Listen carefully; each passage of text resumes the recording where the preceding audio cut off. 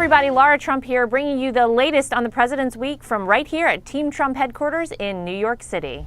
This week, racism and criminal acts of hate have dominated the national stage, and President Trump has made himself very clear repeatedly on this subject.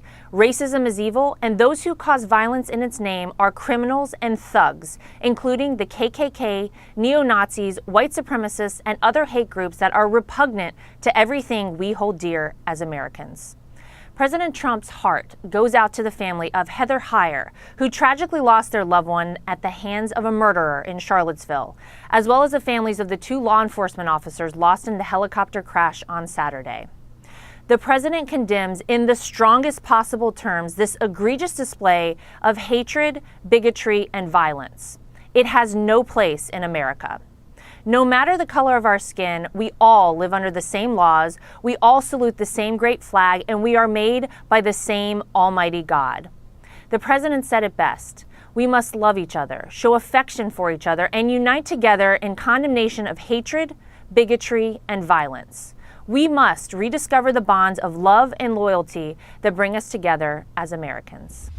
While in New Jersey, President Trump held a workforce and apprenticeship discussion.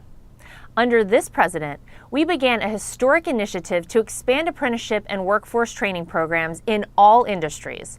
And now the administration is taking additional steps to expand apprenticeship programs, especially for women and minorities in STEM fields where these groups have been truly underrepresented.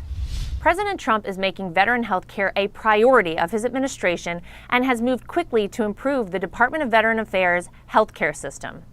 When President Trump signed the VA Choice and Quality Employment Act, he gave veterans a choice in the health care they receive so they can receive the right care at the right time from the right provider.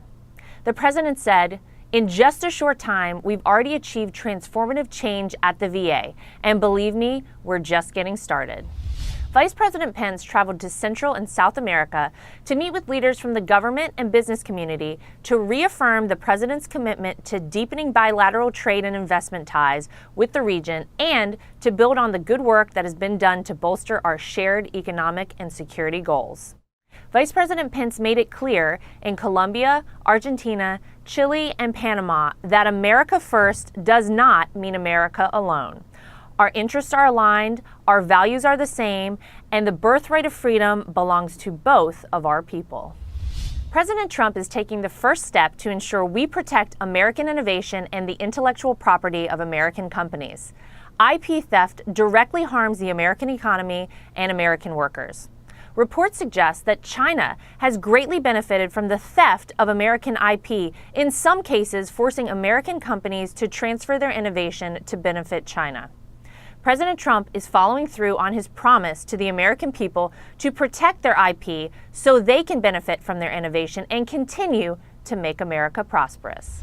Infrastructure is a priority to the president, and he took action this week to rebuild America by signing an executive order establishing discipline and accountability in the environmental review and permitting process for infrastructure projects.